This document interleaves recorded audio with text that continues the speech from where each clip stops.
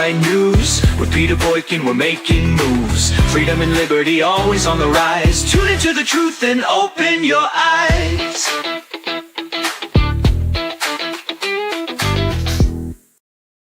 Christmas never ends, the fire, it's been burning bright since the angel choir. Christmas never ends, the fire, a season of joy with hearts inspired. Silent night, jingle bells, carolers with ICLs. Home Alone, Grinch scheme, peppermint and snowy dreams. Nutcracker, gingerbread, wreaths and ribbons, velvet red, elf on shelf, Kris Kringle lore. Cookies left by every door. Christmas never ends, the fire's been burning bright since the angel choir. Christmas never ends, the fire, a season of joy with hearts inspired. Black Friday, Rudolph's glow, Macy's parade in the snow, shopping malls, Amazon movies like the Christmas Con, Yule log, snowy hikes, 12 days, little tykes. Families gather near, spreading Christmas cheer.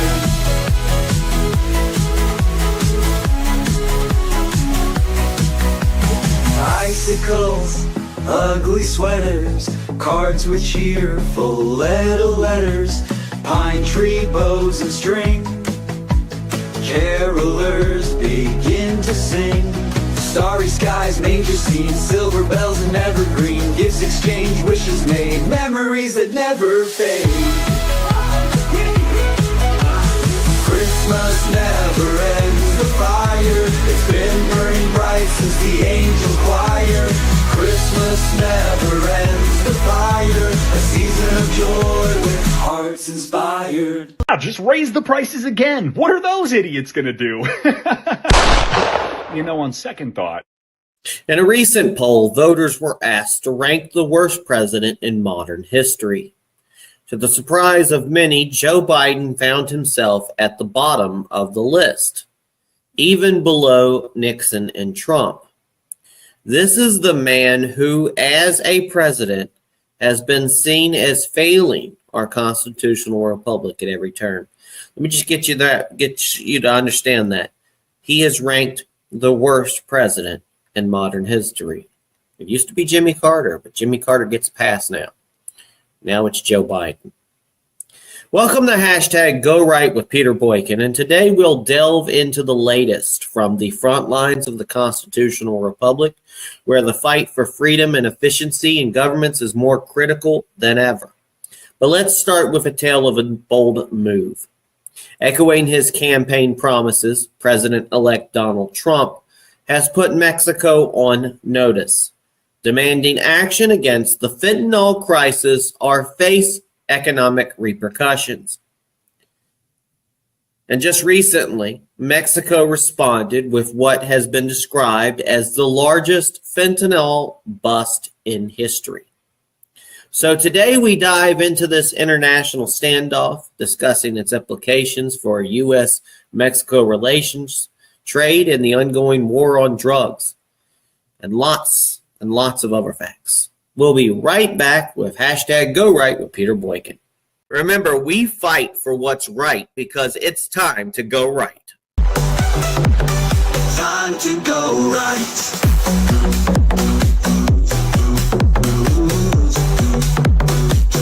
Time to go right.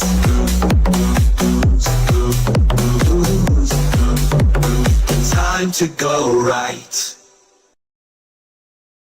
The legal maneuvers by President-elect Donald Trump's team to dismiss charges in New York, branding the legal proceedings as failed lawfare, are emblematic of a broader fight. This isn't merely about defending Donald Trump. It's a defense of the very principles upon which our constitutional republic stands. The argument that these charges are politically motivated strikes at the heart of our justice system's integrity and points to what many perceive as an erosion of due process. This legal battle underscores an ongoing struggle to uphold the Constitution, particularly in the face of what conservatives view as an overreach by state authorities into federal jurisdiction. This perceived overreach not only questions the separation of powers, which is a cornerstone of our governments laid out by our founding fathers, but also challenges the fundamental legal protections our Constitution promises to all citizens. The defense of Donald Trump here is therefore seen as a stand for constitutional rights, a call to protect the sanctity of our legal system from becoming a battleground for political vendettas. In an ambitious move to align with conservative values of limited government and physical conservatism, Elon Musk and Vivek Ramaswamy, as the co-chairs of the newly formed Department of Government Efficiency, DOGE, D-O-G-E, are spearheading an effort to reduce federal spending by $2 trillion. This initiative, while not having the power to make unilateral cuts, aims to influence fiscal policy by promoting efficiency in government operations, a core tenet of constitutional conservatism. Their discussions with lawmakers, supported by figures like Speaker Mike Johnson, underscore a concerted push to streamline government activities, reducing what many conservatives view as overreach. Critics argue this might lead to cuts in essential services. Yet from a conservative perspective, DOGE represents a return to the constitutional ideal where the government is limited to functions it can perform effectively, embodying the ethos of small, efficient governments. Meanwhile, Jeff Bezos backs the Trump's Department of Government Efficiency. Watch this video. But I'm just saying they're certainly very good competitors, and no doubt about that. I take at face value what has been said, which is that he is not going to use his political power to advantage his own companies or to disadvantage his competitors. I take that at face value. I could be wrong about that, but I think it could be true. I think he probably is trying to, I think this Department of Government Efficiency and that he and Vivek are helping Trump with and so on. Again, I've had a lot of success in life not being cynical. And I've very rarely been taken advantage of as a result. It's happened a couple of times, but not very often. And I think that cynicism, why be cynical about that? Let's go into it hoping that the statements that have been made are correct, that this is going to be done, above board in the public interest.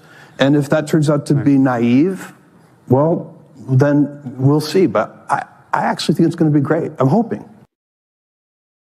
In an unusual move, Meta, which you might know it as Facebook, the parent company of social platforms like Facebook and Instagram and Threads, has admitted to over-censoring content.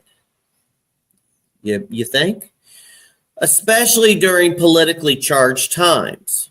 This admission from Meta's president, Nick Clegg, marks a significant acknowledgement of overzealous moderation, which has long been a point of contention for free speech advocates. This step towards transparency could be seen as a victory for those who argue that while private companies have the right to moderate content, there exists a moral obligation to ensure this moderation does not unduly silence public or political discourse.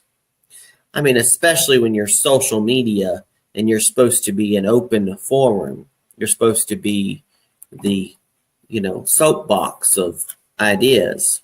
And what we saw was during the election, 2020, and the whole COVID situation, mass amounts of censorship. This admission not only highlights the issues with content moderation, but also opens a dialogue on the balance between platform autonomy and the preservation of free speech, especially in the context of First Amendment rights.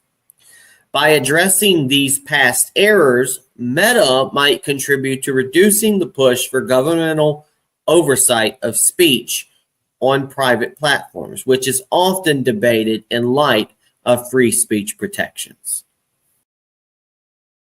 A significant legal decision has been reached regarding TikTok, where a federal appeals court has upheld legislation that could mandate its Chinese owners to either divest or face a complete ban in the United States.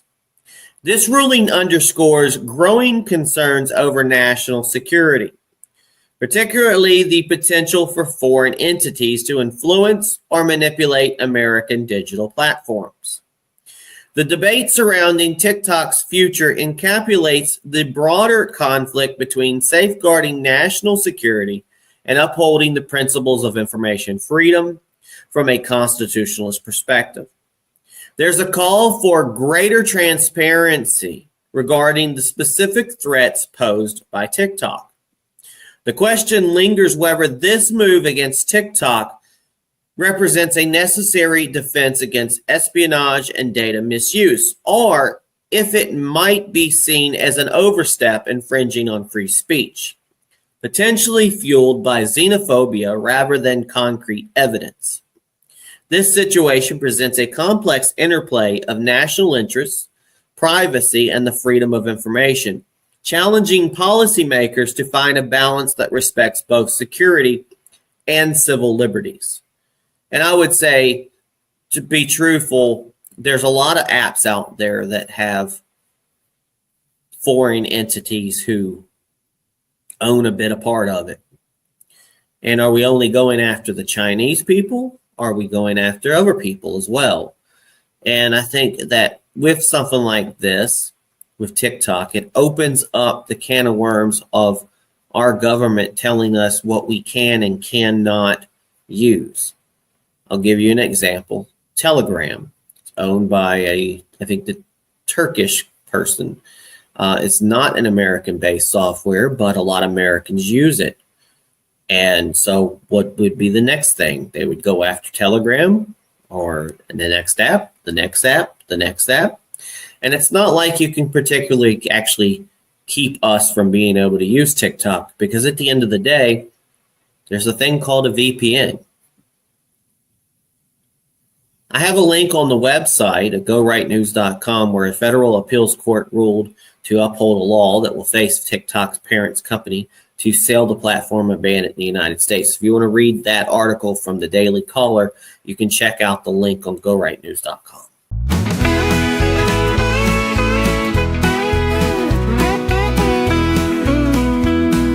MAGA around the Christmas tree, the red, white, and blue aglow with patriot cheer.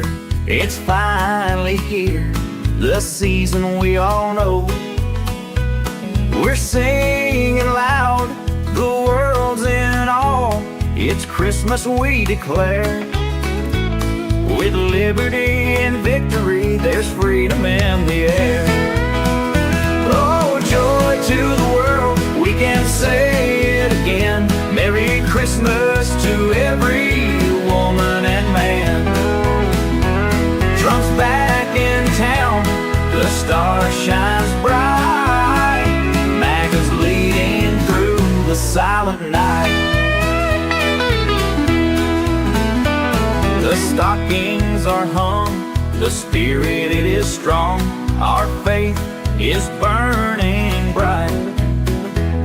The nation's back on the right track, and Christmas feels so right. The snow is falling, the bells are calling. The promise of hope is clear. Together we stand, One nation, one land, MAGA love this year. Oh, joy to the world, we can say it again. Merry Christmas to every woman and man. Trump's back in town, the star shines bright. MAGA's leading through the silent night. From the mountains high to the valleys low, we're spreading peace and cheer. With a grateful heart, we'll do our part to make it the best year. The tree is lit, the spirit's lit, we're standing hand in hand. With Trump we say, God bless the USA.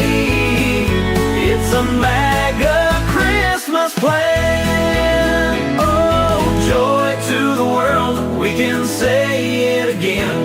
Merry Christmas to every woman and man. Trump's back in town, the star shines bright. MAGA's leading through the silent night. MAGA's leading through the silent night. MAGA around the Christmas tree, our voices raised in song. Together we're strong all season long. Merry Christmas all year long.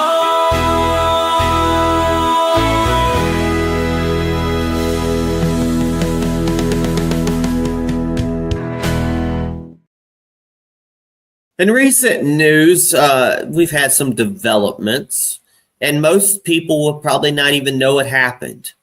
If you didn't catch it, didn't pay attention to the news that day, it kind of came and went, but it was kind of a big issue. It happened mainly in the night time, United States time.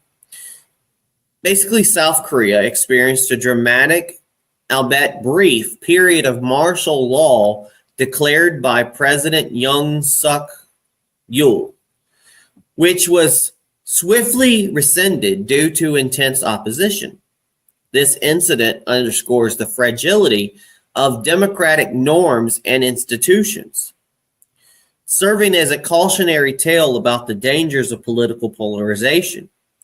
From a conservative perspective, this event highlights the need for strong democratic structures that can ensure internal conflicts and political pressure. This political turmoil in South Korea also has significant implications for U.S. foreign policy. As a key ally hosting numerous U.S. military bases, any shift towards a government more sympathetic to North Korea, particularly with the opposition's recent electoral gains, could necessitate a reassessment of U.S. military strategy in the region. And this situation prompts questions about how the U.S. should support its democratic allies while ensuring that its own security interests are not compromised by their internal political dynamics. There's definitely been a lot of changes in the political and geopolitical field lately, right on the blink of Donald Trump taking over America again. That in a recent collapse of the Assad regime in Syria, with President Bashir al-Assad reportedly fleeing to Russia, signifies a profound change in the geopolitical landscape of the Middle East. This event coincides with the rise of Hayat Tahrir al-Sham, HTS, a group with historical ties to al-Qaeda, which now holds considerable influence in the region. This development poses significant challenges for internal policy, particularly in the realm of anti-terrorism and regional stability. Given the U.S.'s stance on avoiding further foreign entanglements, this situation underscores a debate on, do we get involved or do we not get involved? I would rather us not get involved. Because in Syria's collapse, there is a call of not getting involved. From perspective aligned with constitutional conservatism, the fall of Assad's regime can be seen as a validation of basically staying out of it policies, a viewpoint that has been vocalized by former President Donald Trump, and now to be president again, Donald Trump. This perspective emphasizes the pitfalls of U.S. involvement in foreign conflicts, advocating instead for a focus on national defense and domestic priorities rather than engaging in what could be perceived as nation building abroad. And believe me, America's done enough nation building. We need to start building our nation back.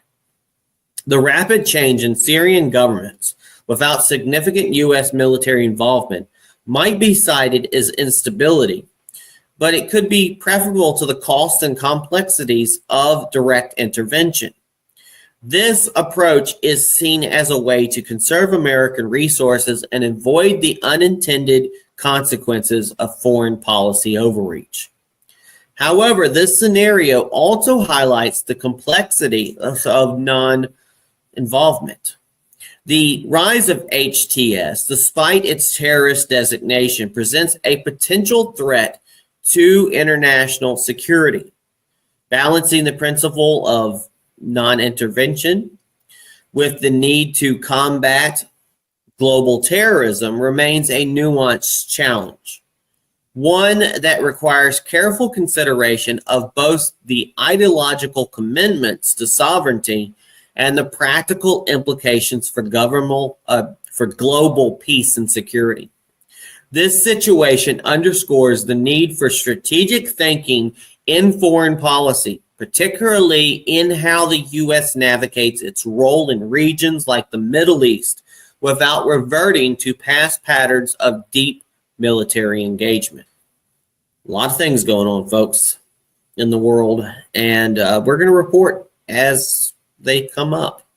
We'll be right back with GoRightNews.com. America, no matter where they lived, whether they went to college or not, I was determined to restore U.S. leadership in industries of the future. 4 years later, we have proof that the playbook is at least now working. Within the first 2 months of office, I signed the American Rescue Plan, the most significant economic recovery package in our history, and also learned something from Donald Trump. He signed checks for people for $7,400 because we passed the plan. And I didn't. Stupid. Anyway. In a strategic move aimed at countering former President Donald Trump's intention to pardon those involved in the January 6th Capitol riot, discussions within the Biden White House have surfaced regarding the issuance of pardons for individuals labeled as anti-Trump figures. This could include high-profile political allies or public officials who have been or might be targeted for their opposition to Donald Trump. These considerations are part of a broader debate on the use of executive clemency powers, especially in the light of Biden's recent pardon of his son, Hunter Biden. Now, the public and political fields have reaction to this. The idea of such preemptive pardons has not been universally welcomed. California Governor Gavin Newsom has publicly voiced his disappointment, arguing that such actions might compromise the integrity of legal accountability. As quoted, quote, "This could be seen as an attempt to shield political allies from accountability, a move that many view as undermining the rule of law, and it calculates the concern among critics of Biden's pardons considerations." Now, as we analyze this, the impact of legal system and public trust, the erosion of legal accountability, the strategic use of pardons to protect political allies from legal scrutiny could further blur the lines between law and politics, potentially leading to a significant erosion of legal accountability.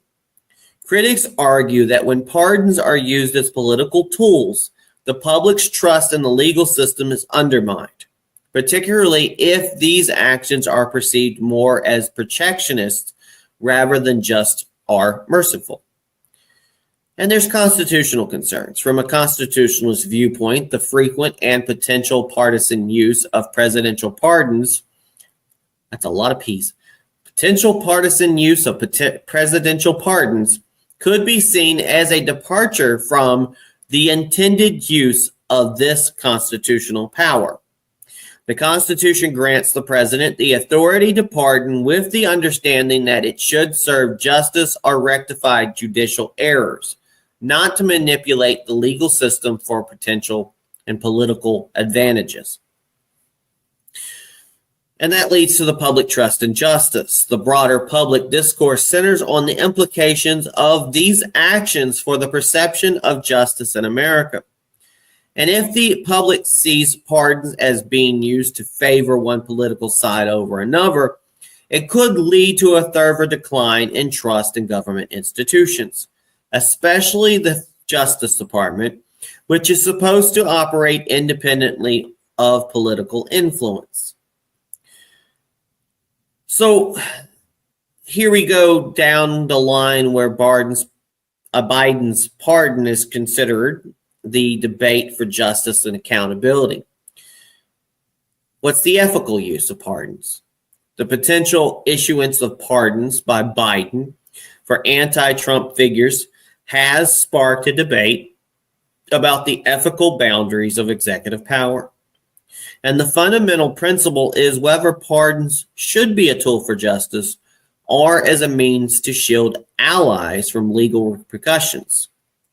And this scenario challenges the notion of fairness in legal proceedings, suggesting a selective application of law based on political affiliations. Meanwhile, if you go to gorightnews.com, you can check out a link for an article in the Daily Caller that talks about California Governor Gavin Newsom said he was disappointed that Joe Biden pardoned his son. Meanwhile, you can watch these two videos coming up.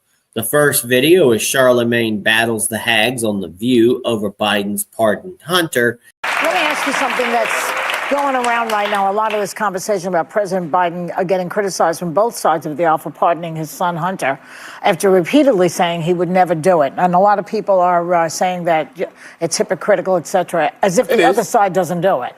But what's your reaction to it? I mean, I think all of the criticism is valid because, Democrats stand on this moral high ground all the time. And, they act so self-righteous. The reality is he didn't have to say anything in regards to, whether or not, his son wanted to be pardoned. He could have said, hey, man, I'm not focused on that right now. But since they were calling Trump a threat to democracy and they were saying that, nobody's above the law, but they were speaking about him, that's what they were running on. So when he kept saying things like, nobody's above the law, I respect, the jury's decision in regards to my son, he didn't believe that.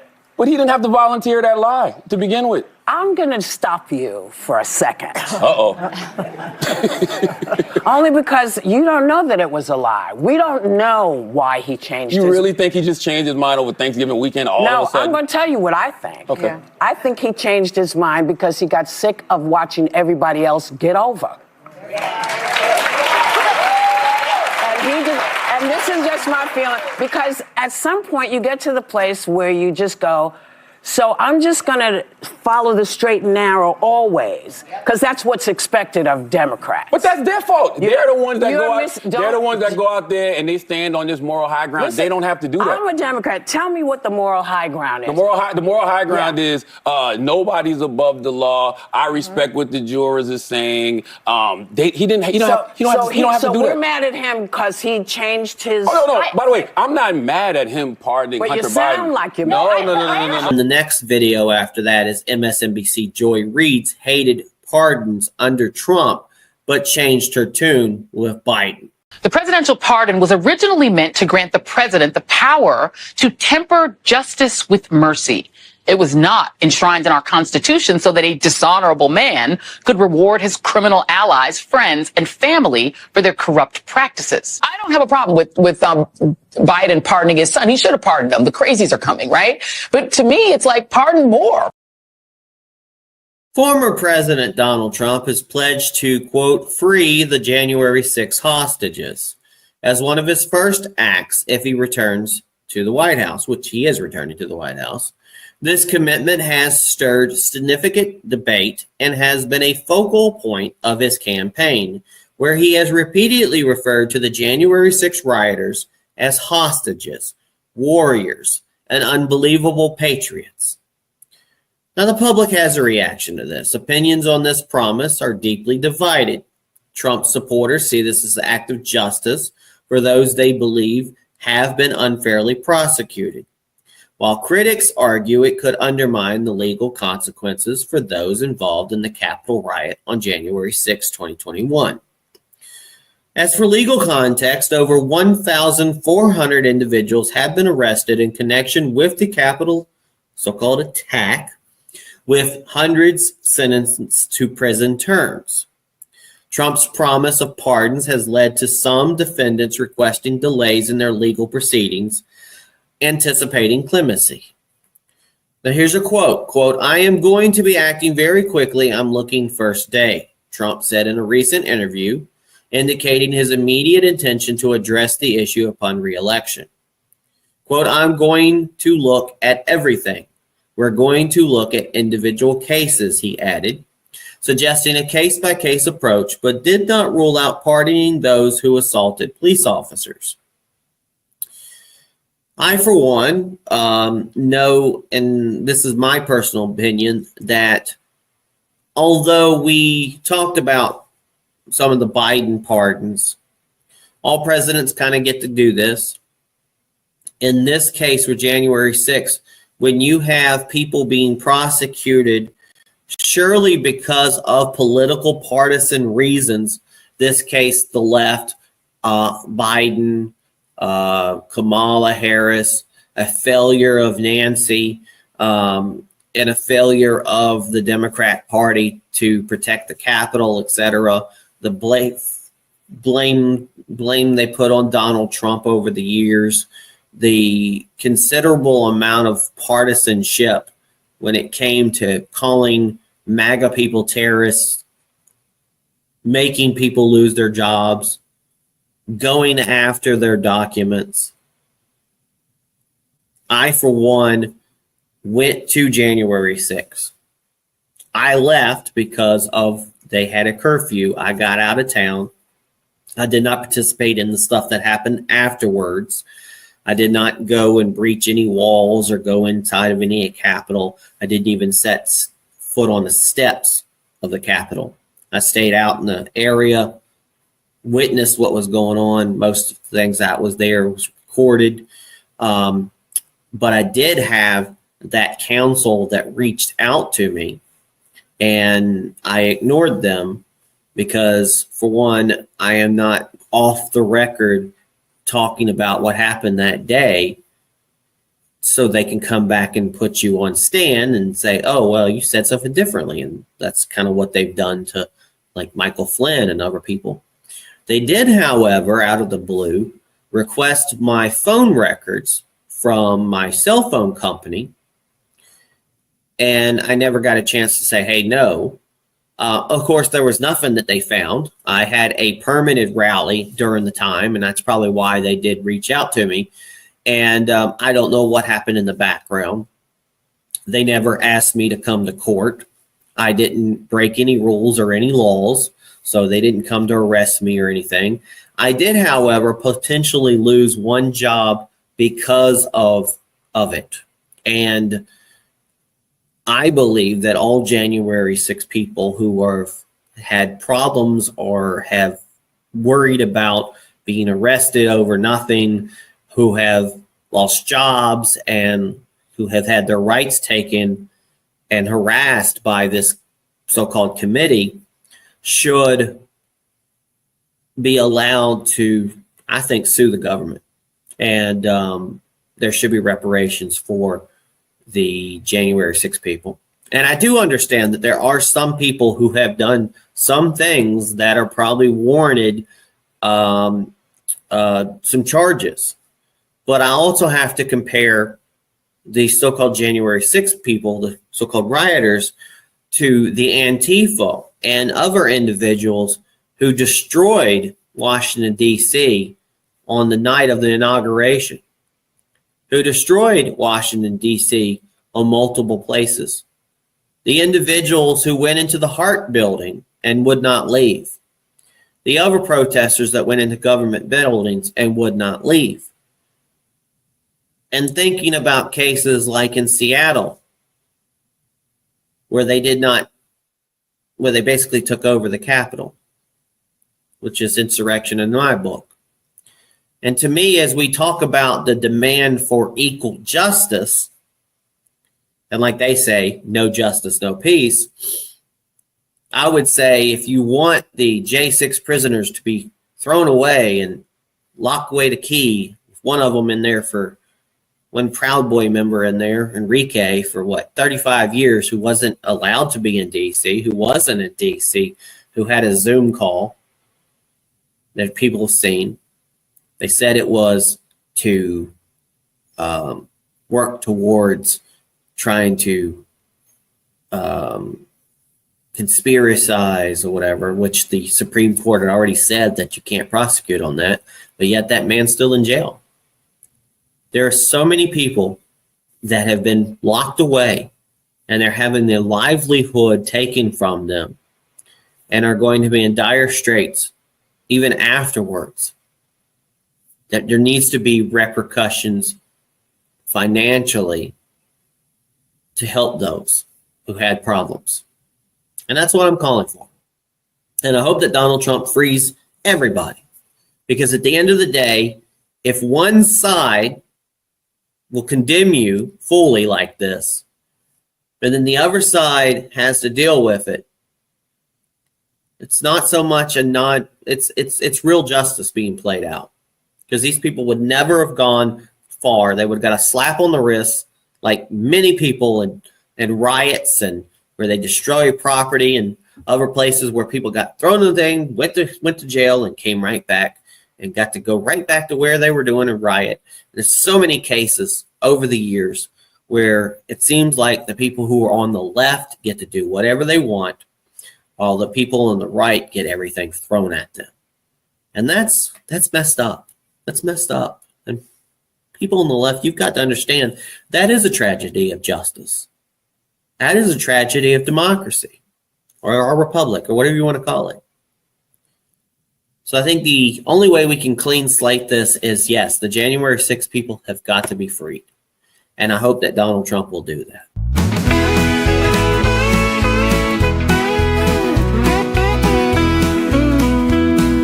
MAGA around the Christmas tree, the red, white, and blue aglow with patriot cheer.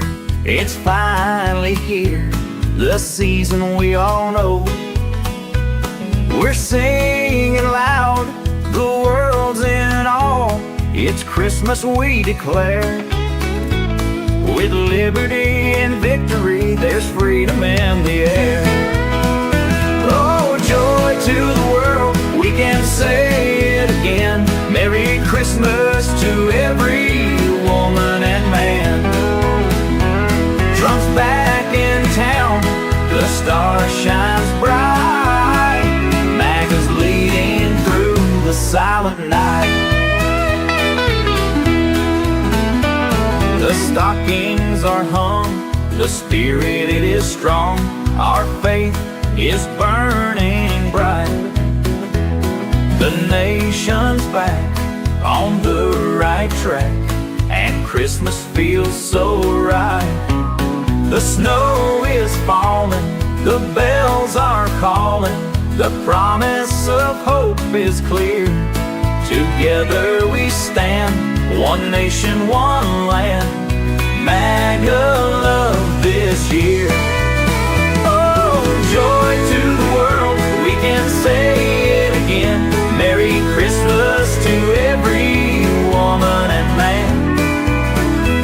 Trump's back in town, the star shines bright. MAGA's leading through the silent night. From the mountains high to the valleys low, we're spreading peace and cheer. With a grateful heart, we'll do our part to make it the best year. The tree The spirit's lit, we're standing hand in hand. With Trump we say, God bless the USA.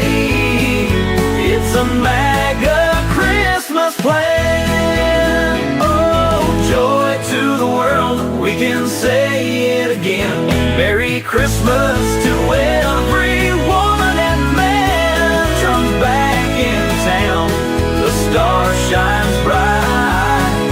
MAGA's leading through the silent night. MAGA's leading through the silent night. MAGA around the Christmas tree, our voices raised in song. Together we're strong all season long. Merry Christmas all year long.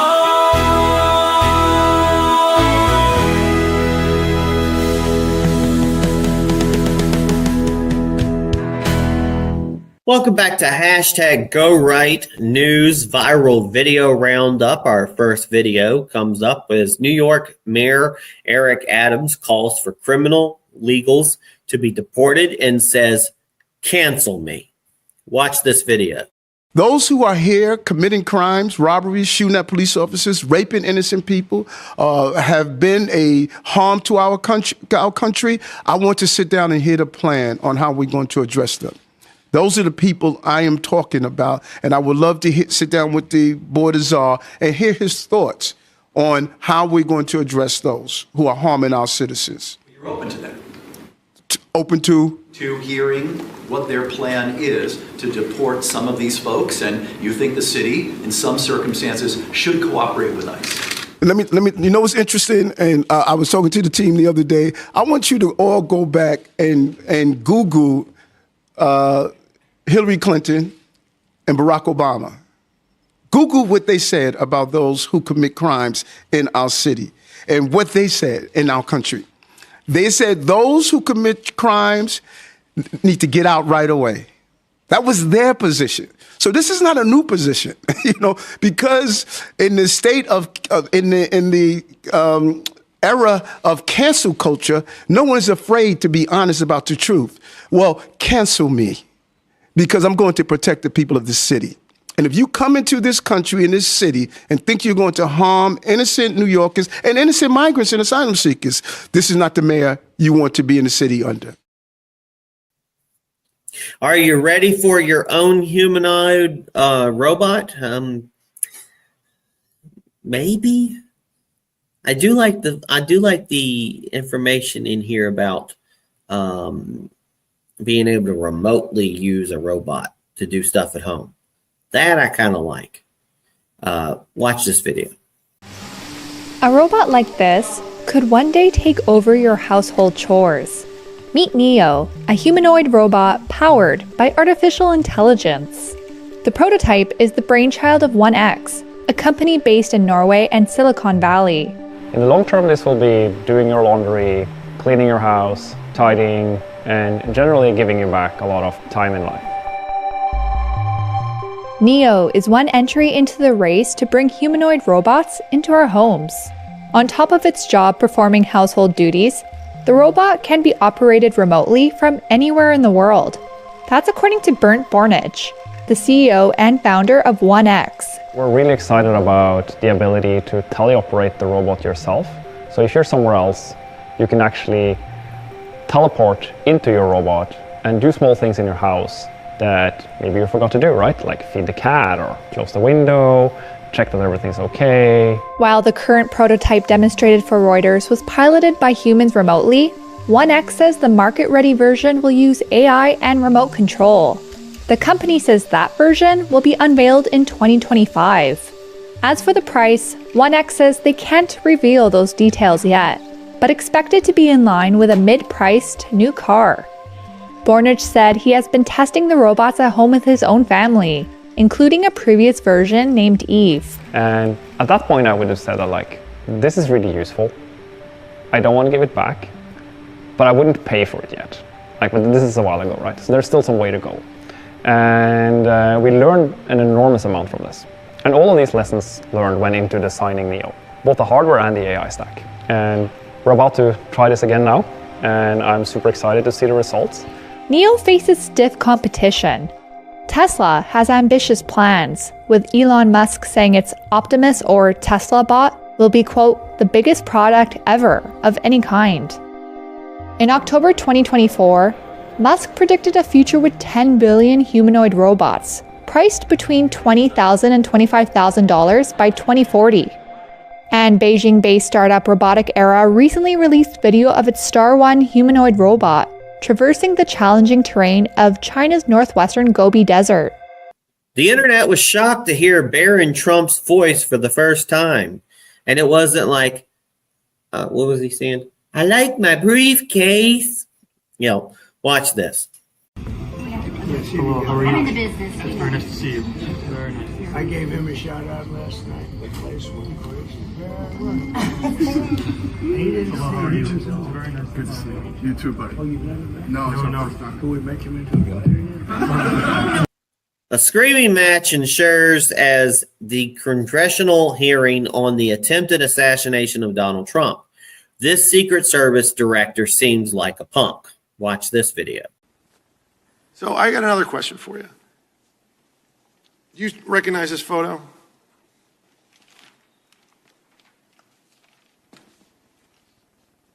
Yes, sir, I do. Okay. Was that the remembrance of September 11th? It was. Was it in New York? It was at Ground Zero. Okay. Who's usually at an event like this closest to the President of the United States, security-wise? The SAC of the detail. Special agent in charge of the detail. Were you the special agent in charge of the detail that day? Actually, let me address this. Could you please, staff, leave that? Oh, no, leave that one up with the circle around me. Thank you. So actually, Congressman, what you're not seeing is the SAC of the detail out of the picture's view. And that is the day where we remember the more than 3,000 people that have died on 9/11. I actually responded to Ground Zero. I was there going through the ashes of the World Trade Center. I was there at Fresh Kills. I'm not asking you that. I'm asking you, Congressman. Were you the special agent in charge? To show respect You were not. for a Secret Service member that died on 9/11. Oh, that you were trying to be. Do not invoke 9/11 for political purposes. Oh, I'm not. I'm invoking this. You are, sir. Gentlemen, And you are out of line. I would like to ask him a question. Please. You are out of line, Congressman. Don't try to bully me. I Order. am an elected member of Congress, and I'm asking you a serious question, and you are I playing am a public politics. servant who has served this nation, and You spent won't answer time the question. on our day, on our country's darkest Mr. day. Chairman, you will come Do not to order. politicize it. Committee will come to order. I'm asking you serious questions for the American people, and they're very simple. They're not trick questions. Were you the special agent in charge that day? No, I wasn't. I was there representing Mr. the Chairman, United I'm States just Secret asking you yes or Service, no. sir. Mr. Fallon, your time's did not expired. affect protective You know operations. why you were time's there? expired. Because you wanted to be visible, because you are auditioning for this I was job there to that pay you're not respect gonna for a get fallen till member of January this 20th. agency. You endangered You are President out of Biden's line, life, Congressman. Vice President You are out of Harris's line. life, because you put those agents out of position. Mr. Did you have a Chairman. radio with Mr. you? Fallon, Did your you wear a time vest? has Did you have a expired. weapon? Mr. No. I did, sir, and you are out of line. Mr. Chairman, Mr. Chairman, Mr. Chairman, Yes, sir. please. All right. And we are back You're in a order bully. now. We are back in order now. Thank you. Mr. Moskowitz, you are now recognized for 5 minutes. Okay. Congressman? How you doing? Good, sir. All right. So, Representative Nancy Mace makes the U.S. Census Director explain how illegals are counted on the census. Watch this video and we'll be right back. Are illegals counted in the census, yes or no? Yes, if they're permanent residents, if they reside in the U.S. Okay, so when you're doing the census with folks and asking the question, you're asking them if you're not asking if they're a citizen, you're asking, do you ask if they're a permanent resident? We asked folks to list everyone who lives at that residence. Okay, but you're saying you're only counting illegals if they're a permanent resident. Well, if they live at that residence. It's the interpretation of the So instructions your definition of of the person. permanent residence is that they live at a place in the U.S., at a U.S. address. Yes, I believe I misspoke because there's a legal Oh, you definition to definitely permanent, misspoke. to permanent Okay. resident. It's someone who usually lives at that address. So I'm going to ask the question again. Are illegal aliens, criminal illegal aliens, the people that break the law coming into our country when they enter in the door illegally, are they counted in the U.S. Census, yes or no? Yes.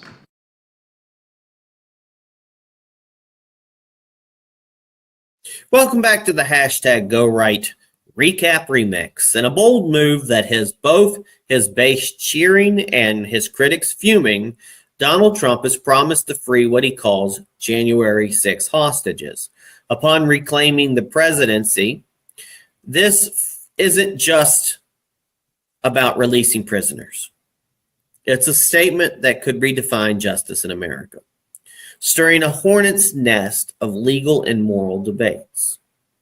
Meanwhile, whispers of Biden's pardons plans add another layer to this political chess game, raising questions about the sanctity of law versus political loyalty. But don't take our word for it. Dive deeper into this saga at GoRightNews.com. Catch exclusive breakdowns, discussions on Go Right News on Rumble.com. Or tune into hashtag GoRight with Peter Boykin on platforms like Spreaker, Spotify, Apple, Amazon, YouTube, TikTok, and more. Join the conversation, stay informed, and support this independent voice by donating at Cash App $ Peter Boykin, the #1. Remember, all the links are waiting for you at GoRightNews.com and PeterBoykin.com, where the right side of the story unfolds. We're on this journey together, ensuring our voices for freedom and constitutional governments are heard loud and clear. Stay tuned, stay engaged, and let's keep this republic strong. Remember, hashtag GoRight with Peter Boykin is your voice for constitutional conservatism in the modern era. God bless everybody. Peace.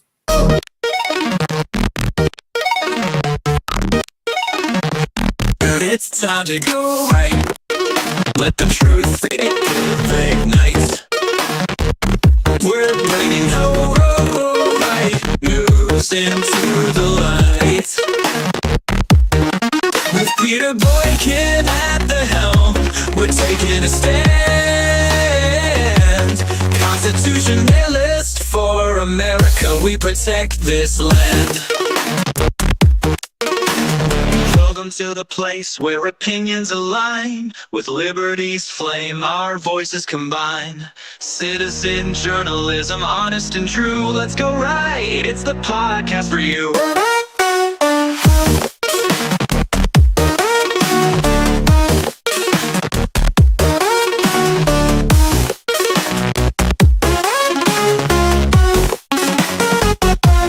Welcome to the place where opinions align.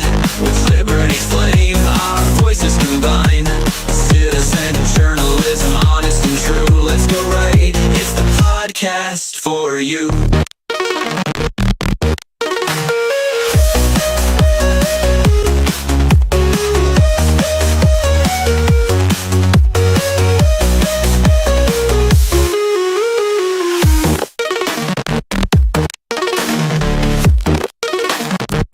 It's time to go right. Let the truth ignite. We're bringing the right news into the light. With Peter Boykin at the helm, we're taking a stand. Constitutionalist for America, we protect this land. Welcome to the place where opinions align. With liberty's flame, our voices combine. Citizen journalism, honest and true. Let's go right, it's the podcast for you.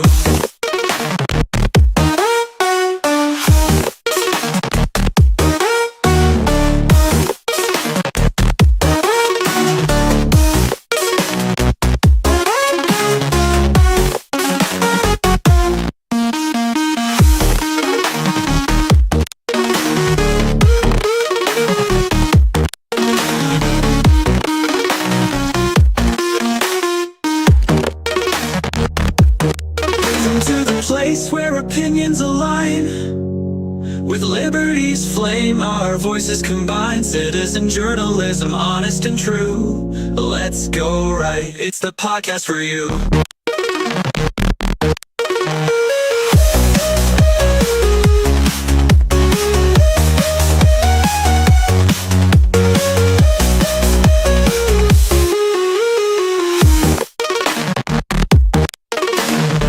Welcome to the place where opinions align, with liberty's flame our voices combine. Citizen journalism, honest and true. Let's go right, it's the podcast for you.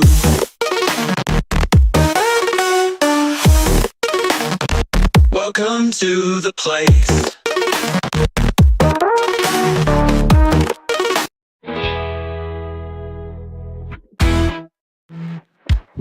Reel it on Baru with Peter Boykin. We're making moves, freedom and liberty, always on the rise. Tune in to the truth and open your eyes.